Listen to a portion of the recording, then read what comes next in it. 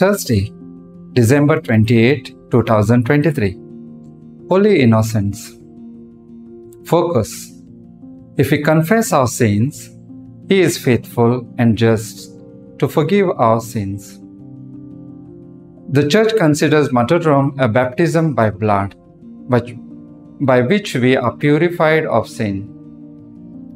Today, as we remember the killing of the holy innocents, martyred by Herod, we remember our brothers and sisters in Manipur and other part of India who were cleansed of all sin by the blood of martyrdom. God wants us to be pure and righteous.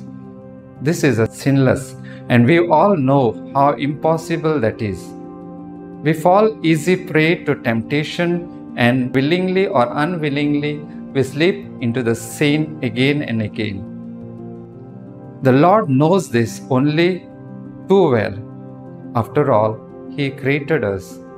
So in His infinite mercy and wisdom, He gave us the sacrament of reconciliation, where He Himself in the person of Jesus forgive us our sins. For that we need to confess them. With the sincerity and honesty, acknowledging our sinfulness, it requires humility. I am too embarrassed to confess some sins.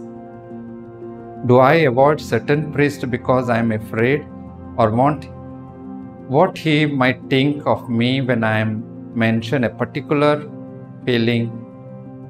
Or do I deliberately choose an elderly, hard of hearing priest because he might not be able to hear my confession clearly?